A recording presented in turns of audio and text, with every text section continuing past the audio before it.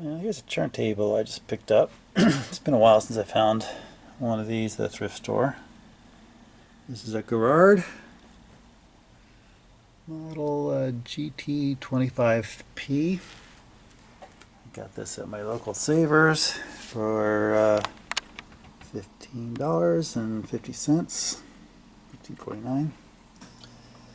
It's pretty plasticky looking, so I'd say it's probably more from the late era of vinyl, the vintage era of vinyl. But I've worked on an earlier 60s vintage Garrard out of my old console system, so we'll see if this has any resemblance to that. That's kind of a nice tone arm.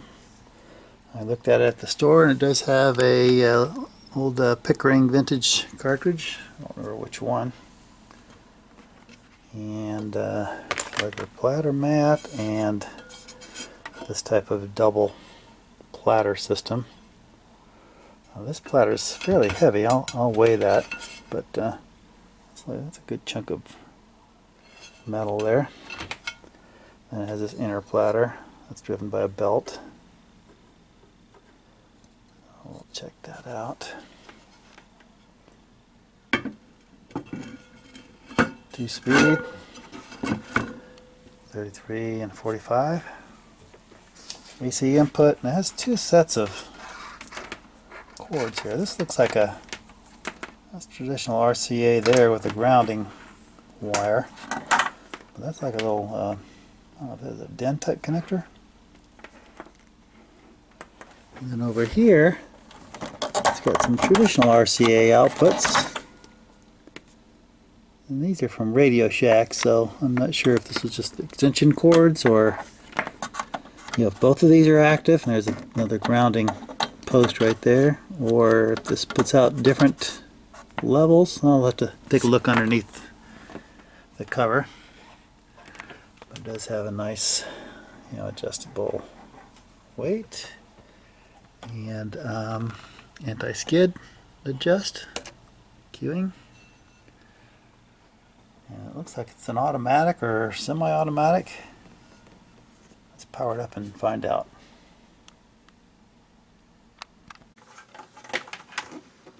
Alright, plug it in here. Let's see what it does. Oh, somebody gave me a nice little brush here. Don't really need that. I wish I would have gotten the dust cover instead, but I'll take it. That tape. Okay, let's see. It doesn't automatically start. There's an on-off button. Oh, started to move.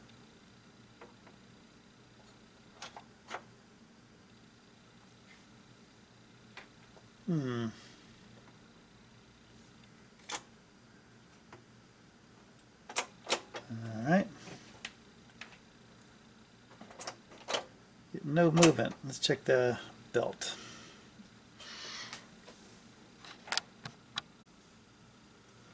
Okay, you probably can't see this, but that motor is turning.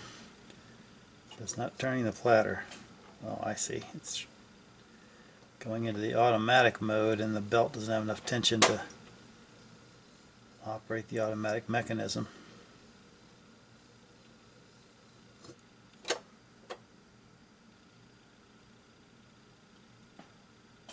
So it looks like that the platter belt is pretty worn. You see another belt right down here through the hole that's probably operating maybe the mechanism that does the return. It seems to be moving all the time. Oop, there. Guess I activated the auto return.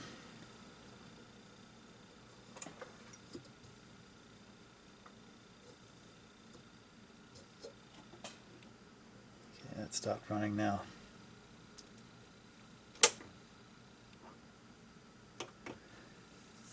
So, yeah, let's take this off.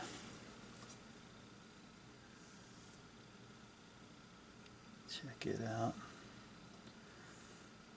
Okay, I might try cleaning this up with some acetone and maybe boiling it in water to see if I can get that to work better. Spindle feels free, and it's definitely still moving this belt down here. I don't know that it's supposed to do that. Maybe it's time to take this thing apart and see what's going on. Okay, I will go ahead and see if I can spin off this weight and the head shell. And that's got a, see if you can read this. It's a Pickering V15 AT2, and there's a stylus attached. I'll have to look at that under magnifying glass to see if it's got any diamond left on it, but for now I'll assume it does. Put this away over here and unplug. Now I'll try to figure out how to detach things. Maybe I'll take these screws loose and see if that's what's holding this thing on. Okay, there was a little clip right here underneath this thing, which I pulled off. Had 3 screws holding it on. There was a little fancy clip, and that holds the inner platter on, but you can see this belt here is attached to the bottom part of that. So I think I'm going to have to flip this over and take the bottom off to start looking at things before we pull this off. So let me do that. Okay, got the bottom off. Just a bunch of screws holding on the kind of plasticky bottom. It's pretty thick stuff though. And this certainly looks like the era of, when the inexpensive or less expensive Japanese turntable started making influx into the market. It does have an AC motor that's made in Japan. And so I'll take that apart, get a little lubrication on that. Haven't figured out yet how to take this apart. Here's the changer mechanism, and it just gets the drive off the platter down here to this little post, which is making some squeaky noises, so I'm sure it needs some lube. We'll look into that. Now, this could be a date code right here. Is that the 18th week of 1978? Maybe. There's the GT-25, the part number of the turntable. So this could be from the late 70s. That would kind of make sense. And here's the answer on the these 2 connectors. These are the same. They're just wired together in parallel. So either use these or these, depending on what part of the world you're from or whatever you want to do. So probably use the RCAs. And there's a grounding lug.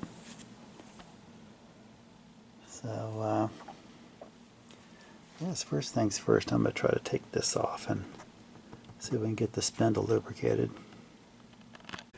Okay, by taking these 3 screws out, that allowed me to move this thing enough to get clearance to take the belt off of the bottom of the sub-platter.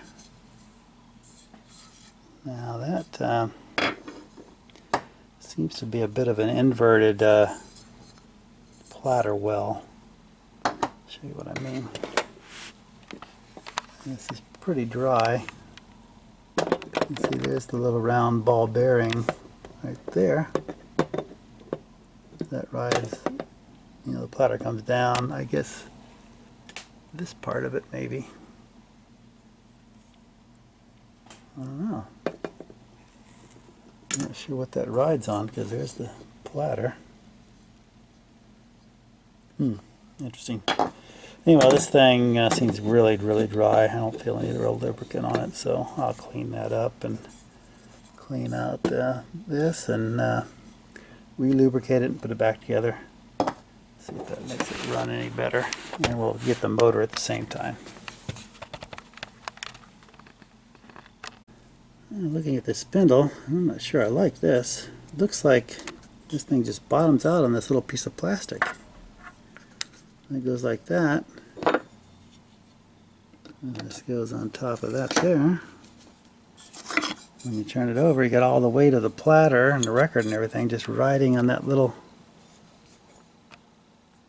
piece of plastic down there. Well, that's how they designed it, but unless I'm missing something, but that looks like how it works.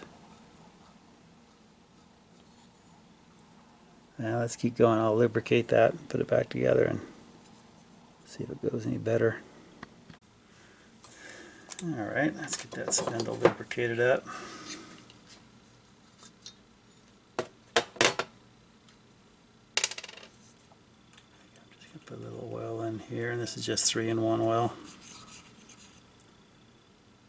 Some on the spindle, and I've already cleaned this up with alcohol.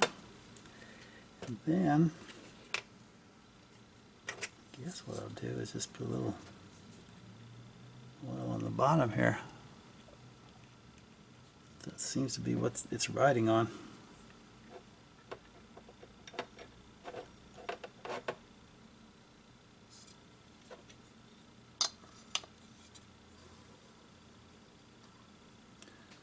Well, that sounds pretty good. A little bit extra right here at the top.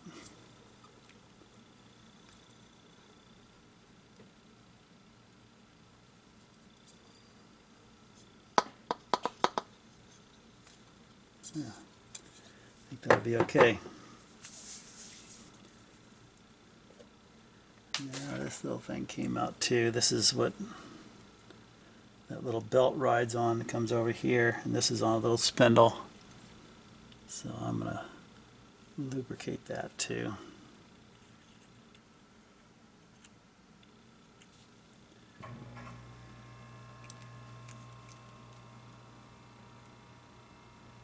And put it back in. Let's get a little pin here it rides in. There we go. Put that back together and put the belt back where it's supposed to go. Okay, here's how you reassemble this piece. And this is the gear that this belt rides on right here. And that little gear drives the return mechanism. So you just put that back in here with the belt on it, around it. And then you just drop the spindle or axle back in there. And then it's got a little keeper right here that you just put right back on. That holds the whole thing together. Pretty easy.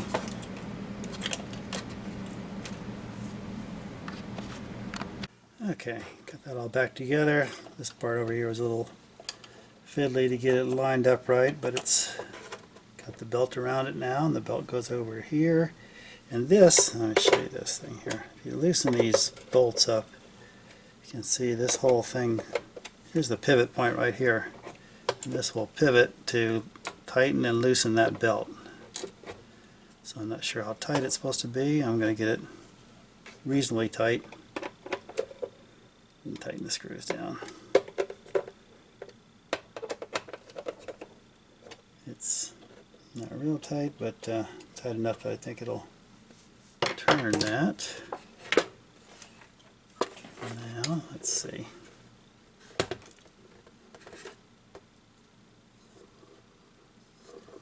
It's still kind of noisy. I don't really like that, but I think that's just how it is. And the return mechanism seems to be working.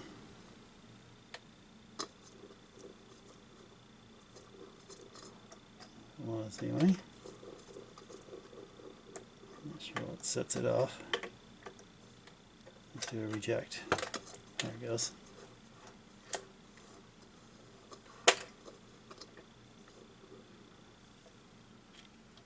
Okay.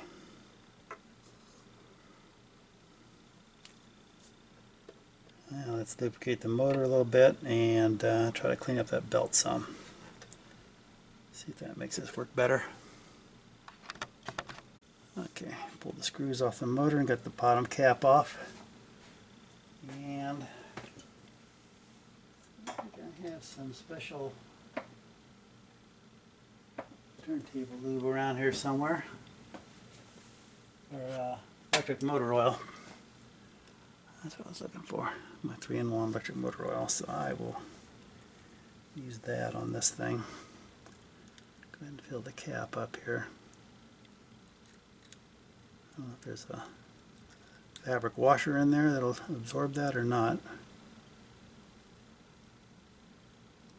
Can't really tell. We'll get it all lubed up and back together.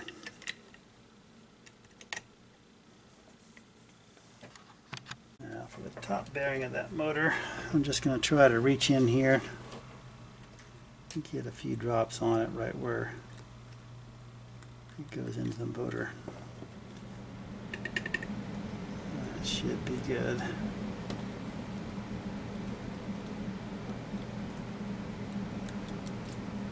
Alrighty. We'll clean this up and give it a test. Okay, I'm just going to use a little acetone soaked on this rag and clean up this belt a little bit. Try to get some of the slippery glaze off of it.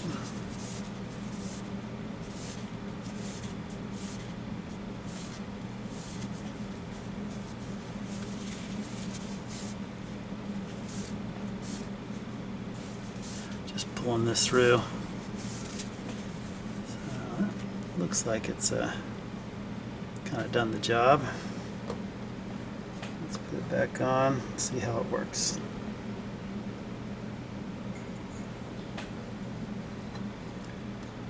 I think this belt may be a little loose, but it's kind of feeling loose. Yeah, look at that, just kind of, you see right here, let me zoom in here a little bit.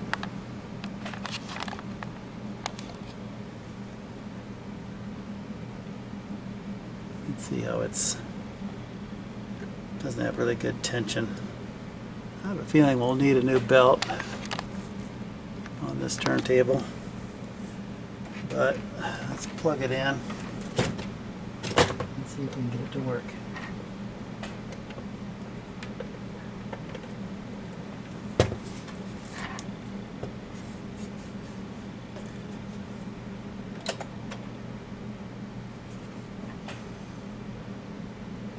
It's turning.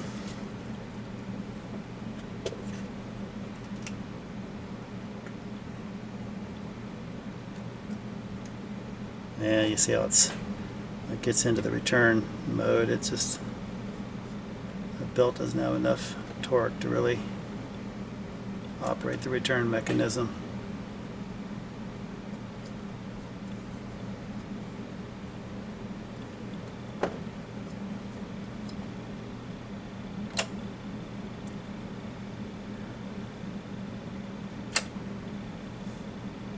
Try it on 45. Yep, same thing, it stalls out. Takes quite a bit of force. I think the motor's got the torque, it's just the belt slipping.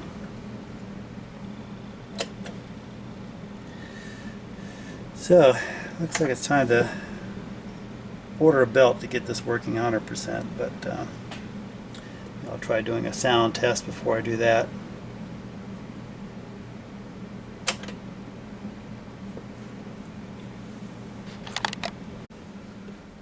I was just cleaning up this motor a little bit, and that's got a lot of torque, so I'm sure that's not the issue. I think it's just this worn out belt. So maybe it's time to, actually let me try one trick here. I'll just put it on upside down. See if that makes a difference. Yeah, it's not going to, I can tell already. Yeah, I can easily stall this out. Okay, I'll see if I have another belt laying around that's that size. If not, I'll try to pick one up cheap. That's probably going to be what it requires to fix this thing. Okay, I just discovered what does hold this, the weight of the platter. There's a small little ball right there, and it rides on like a little, I don't know what that is, a phenolic or something. A little point right there. So when you put this on and bolt it down, it actually lifts up the platter and supports the weight. So that's the mystery solved. I'll put a little dot of oil on that, or maybe some grease, that, you know, so it can ride on there, and see if it works better that way. Okay, that sounds a little better. See if it works better. I'll put the belt back on. Belt is still going to be loose, but maybe that'll help with the friction.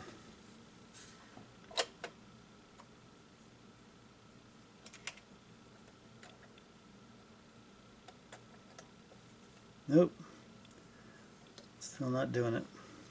It's working a little bit better, but I think we still need a new belt for this thing.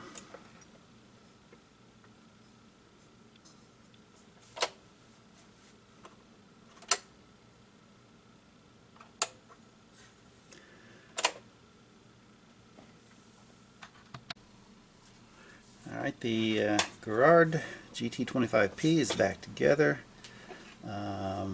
Lubricated the spindle and the motor, and this runs a lot better. Now you can hear that noise. Maybe I'll bring the camera down so you can hear it better, but I think that's all related to this belt, this odd belt drive system, where there's a belt drive from the spindle over in the inner platter over here to the auto mechanism, which is over in this area.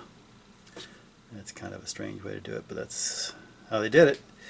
And that belt and all of the linkage just seem to be making some noise. But if you put the relatively heavy platter, outer platter on, and give this thing a spin without the belt, even though it's not quiet, it does run fairly well. So I think that's as good as we're going to get. Now with the belt on, what am I going to do with the belt? Let me find it. Alright, got the belt back on, and you turn this thing on, you can see it's very slow to come up to speed. And when it does, I don't know if you can tell by the outer ring that it's running pretty slow on 33. Up to 45, that's the next ring in, the middle one. See, it's still a little slow, but not as bad as a 33. So, and that motor is turning with plenty of torque, so I'm pretty sure it's just belt slippage. So I think that's the next step for this thing, just to get a new belt. And we know the belt's slipping because if you go to tell it to reject, you can see the platter almost stopping. So we got some bad when you engage the auto mechanism, and there it turns off. It's running pretty slow. So I think a new belt is the next step. Maybe I'll do a sound test before putting that on. Yeah, let's give that a try. Okay, well, it looks like it's sure it's still turning slow, but it is playing. Get both channels going through. So my little collection of turntables over here. So I think this thing is going to be serviceable. Just needs another belt. Let me get that on ordered, and we'll give it a try after it arrives. But looks like it's going to work. Alright, here's the old slippery belt, and it's got a new non-slip belt on it, which has plenty of tension, but still running a little slow. So I think what I'm going to do is do the old nail polish trick. Since this is a not adjustable speed control, there's no pitch control. Just going to add a little nail polish on to the motor spindle to speed this up a little bit. I've done that before, and I got that tip from the Turntable guy on YouTube, so let's give it a try here and see if we can get this thing dialed in. Now this is slow on both 45 and 33, it looks like, so what I'm going to do is turn the motor on and just paint a little layer of clear fingernail polish on both 33 and the 45 spindle, and you just let that run so that it balances out the layer. Oops, I got a little bit too much on here. I'll wipe that up, and we'll let that dry for, I don't know, half hour, 45 minutes, and then try it again. And keep putting on layers until it is up to speed. Alright, one layer on, and it looks like it's up to 32.3 or 4 on average. It was what, 31.8 before, so at least one more layer ought to do it. Let's give that a try. Okay, we've got about 3 layers of the fingernail polish on the motor spindle. And this card just helps look at the marks. It looks like that's pretty much right on the 33, which is the outer ring. And the inner ring is 45. And it looks like it's pretty much right on too. So I will stop right there, and I'll go ahead and let the fingernail polish dry overnight before I leave the belt on long term. But I think that's going to do it. So I have a couple more things to do. The adjustment on the speed is not quite working right, so I have to look at changing the height, so we'll check into that. And the drop on the Q lever is going a little too quick, so I think that needs a little damping oil, so I'll do that also. But at least it's turning the right speed now. Okay, I did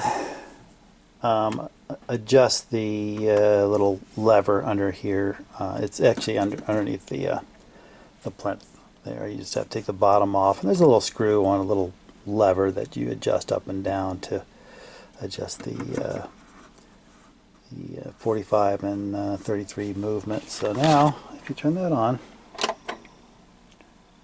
and you go to switch it to 45, it does make the switch over. There's a 45 speed. Switch back to 33. Makes a little bit of racket when it switches back and forth for some reason, but I can't do anything about that. It seems to be working just fine. Notice that when you do a reject, it really doesn't slow the platter down like it used to. So the belt is no longer slipping, and it is turning at the right speeds. So I've been listening to this for the past 3 or 4 days, and it sounds pretty good, even with that old cartridge on there. And I think the stylus is in decent shape. I'm not sure if it's a conical or elliptical diamond, but it sounds okay. The whole thing is, it's definitely not a high-end turntable. It's pretty plasticky, but it's not a cheap one either. It sounds and operates very well. I wish I would have gotten the dust cover with it, but I didn't. So for really the price of a new album today, about $30. I got this turntable for $15, and the belt was about $8. So pretty reasonable entry into the vinyl market. So that's probably what this would be great for someone who's just getting into the hobby of vinyl and doesn't want to spend a whole lot of money right up front. You know, you can pick up one of these fairly cheaply at a thrift store, throw a new belt on it, clean it up, and be perfectly suitable for playing for quite a while. It's got a fairly nice tone arm, I think. Well balanced, and you know, it's very easy to set up. You know, the weight on it and the anti-skate. Too bad it doesn't have a adjustable speed, but you know, we did the trick with the nail polish, and that got it turning at the right speed. It's all serviced, lubricated, should work for another 2 or 3 decades without too much effort. So yeah, great little starter turntable, I think. I'll probably try to find someone who needs a turntable, is getting back into vinyl, or is getting into it for the first time, and pass this one along. So thank you very much for watching for the quick restoration of the Garrard GT-25P semi-automatic turntable, and I'll see you in the next video.